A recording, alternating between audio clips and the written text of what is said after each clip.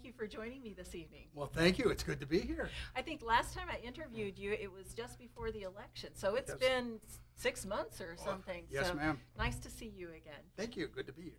And it's great to have you in studio this time, too. Yeah. Now, last time I talked with you, I think you were associated with the Tea Party Patriots of Modesto, Yes. right? And now you're with Tea Party Patriots of Turlock. Well, it's a Tea Party of Turlock. Oh, Tea Party. Now, you know what? You were going to tell me all the differences. Yes. Okay, because before the show, it was Tea Party Patriots, Tea Party Express, Tea Party, what was it? .net. .net. Tea Party Federation. And So those are many, there's others out Okay. there, but those are the major Tea Party organizations. okay, All independent of each other. And most of them are more in line with working closely with the Republican Party, which is not a bad thing. I'm a Republican. But the Tea Party Patriots' original theme was that we wanted to be grassroots from the bottom up.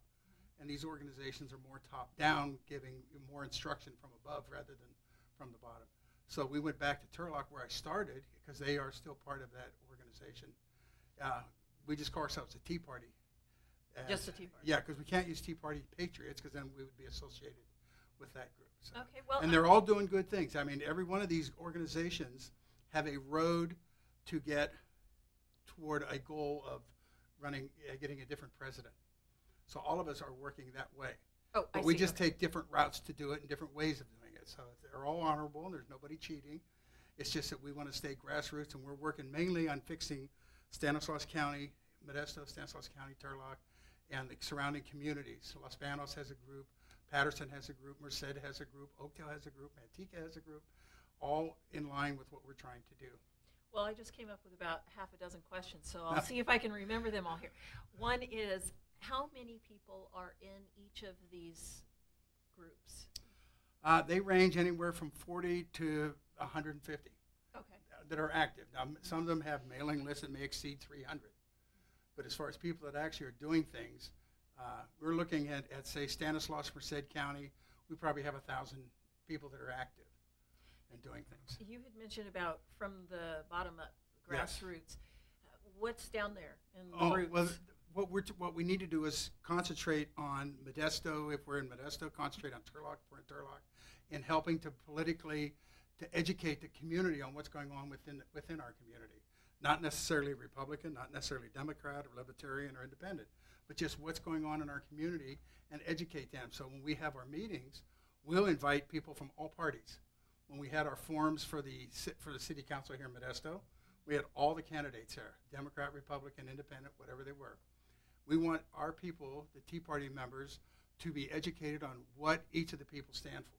And then each individual Tea Party person makes a choice of who they want to support.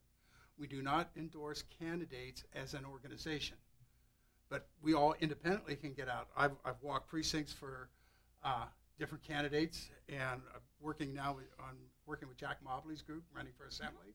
So those are things that we can do individually, but as a Tea Party, we stay nonpartisan. So individually, you can choose your candidate, but as a group, you stay neutral. Yeah, when I speak to somebody and say, who do you endorse? I say, well, I'm going to endorse Jack Mobley, but I'm doing it as Phil Moyer. The Tea Party's not endorsing Jack Mobley. Well, the Tea Party kind of comes under some scrutiny for being called racist. Mm-hmm. And how do you come back to that? Well, it's a lie, so we don't worry about it. You see, if it's something that we need to address, we do. That's something we don't need to address because we know it's not true. We have Hispanics, we have blacks, we have Asians, we have all different races and ethnic groups in our group. So why would we try to face it? Because all we're doing is they're trying to just move our direction away from education of people to a defensive mode, which is very good right out of the old Saul Alinsky book. And that's what you do is you create a smoke cloud whether there's a fire or not. And then people address that and they're not doing what they want to be doing work-wise. So we try to stay focused on what we think needs to be done in our areas. Another smoke where there might be fire is the gun issue. Mm-hmm. What does the Tea Party stand on right to bear arms? Second Amendment. We're constitutionalists. So the Second Amendment says we should be allowed to carry arms and be armed. So we believe in the enforcement of the Second Amendment. And if they don't like that, change the Second Amendment, then we would enforce whatever the change would be. But right now, we are constitutionalists, and what the Constitution says is everybody has a right to bear arms. And so we support that. During your Tea Party meetings, do you have a pledge of the allegiance to the flag, and do you open your meetings with prayer? Yes. What is the format for your meetings? Every meeting starts with a pledge and then the prayer, and then typically our meetings we have guests comes in and speak to help educate our members. And they can be, again, Democrat, Republican. We've invited all the organizations, political organizations in town to meetings that we have down in Turlock and when I was in Modesto. Do you invite your guests based on your organization's agenda? No. No. We would literally, like right now, we've got a big one coming up down in Merced for all the Merced and Stanislaus County. We're inviting everybody that's filed. If you filed for a position, we invite you. Now, whether you come or not, your choice. But you are invited. You're given an equal amount of time to every other person that accepts the invitation in RSVPs.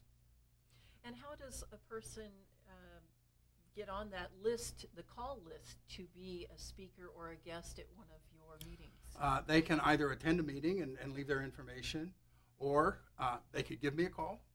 My number is 573-3025, and my email address is philip@philipmoyer.com. And if they send me that and say they want to get on a mailing list, I will get it to the appropriate list, whether it's Los Panos, Patterson, Turlock, Manteca, Oakdale, wherever. I'll be happy to forward that on to them. Now, you're with Turlock, yes, right? ma'am. Okay, but you are in connection with the other organizations? So are you friends with them? Is that how you can We get along. On? Okay. I don't go to Modesto meetings anymore because I feel that I would be, what's the word I want to use? That I would not be as sincere being there as what they may be for what their direction that they want to go. Because you found another group that aligns more with what you want to do? Well, our Modesto group used to do certain things, and there's many of us have now left the Modesto group because we're not comfortable with the direction that they're going. They're not doing anything wrong. It's just that that's not the way we want to be Tea Party people. And you started with Turlock, I started with okay, Turlock. So you went back to Turlock. I went back to Turlock, and they do a lot of wonderful things on there. Last year, in Turlock and here in Modesto, the junior highs, they were able to distribute free to junior high school 8th graders 10,000 constitutions without the Tea Party logos on it or anything from the Heritage Foundation that someone donated to the Tea Party. And so we distributed those all over Turlock, private schools, public schools, here in Modesto and in Salida. We were able to get some of these into those schools for this year, and some of the schools actually had enough for next year. Well, for 8th graders. Here's a question. A lot of people think that putting the Constitution or the Bible or whatever piece of literature that they're passing out into somebody's hand is enough. Do you feel that passing out the Constitution is enough, or do you think that there should be follow-up after those have been passed out to educate what they now have in their hand? Well, the 8th graders typically, under California education system, are studying the Constitution. But they don't really get a Constitution from the government because the funds are so tight. So we're not really there to teach them. We're there to give them the books and let the teachers teach them. That's not our job to interfere with the school districts, because that would be a political thing, and we don't want to. We really try to stay away from being politically in line with any particular program or endorsement. You were mentioning a minute ago about you have guest speakers come in Yes. to educate. Give me one example of a guest who has come into one of your meetings and what they educated the attendees about. My most favorite one was when we had a person who represents the state unions come into our organization and give us a briefing on how the legislation and the laws are set up on why cities are have their hands tied on their budgets. We didn't understand how that worked. The Assembly and the Senate has passed rules that actually requires the city to come up with an offset of money if the earnings that these guys have in their 401ks or in their retirement accounts doesn't reach a certain percentage. The city has to make up the difference. So when the times are good, the city is fine. They're not having to offset this amount, 7.5%, I think it was, per year, Well, if the interest rates are down to 3%, the city's got to make up that 4% by legislation from the state of California. We didn't know that. So we've been blaming unions, we've been blaming those people, when actually it's our legislators that are bankrupting the cities. A lot of people don't know that. And that's what we're trying to do, is educate people about this type of stuff. Where can we find you? Well, maybe not you in particular. Oh, okay. I know where to Turlock find Tea you. Party, we meet the second and fourth Thursday of every month at the Waffle House on East Monte Vista in Modesto. Our meeting started at 7. In Modesto or Turlock? I'm sorry, in Turlock. Okay. And our meeting started at 7. We show up around 5:30 to 6 and have dinner. And then the Waffle House closes at 3. But they open up on those nights just for us, and we eat. And we have our meetings from 7 to 8:30. And we'll have guests there. We have Chad Condit coming in. We have another Assemblyman Donnelly coming down from up north, who has become very active in the state politics as a conservative. We're working on getting Jeff Denham there. We love Jeff Denham. And so there's these different ones, because Chad, I don't think Chad's a Republican, but yet we like Chad. We don't endorse Chad, but we like Chad. Do you have a Facebook page by any chance yet? Yes, I'm sure they do, but I'm sorry I don't have that. Okay, that's okay. Yeah. We can find you on Facebook, and obviously we can Google the Tea Party of Turlock. Yeah, Turlock Okay. Tea Party. Yeah, Turlock Tea Party. Okay, I want to make sure And I get the name. I think it's turlockteaparty@gmail.com. Okay, Yeah. great. That's good enough. Yeah. Thank you very much, Phil. Thank you. I appreciate you having me in. We'll have you back soon. Thank you.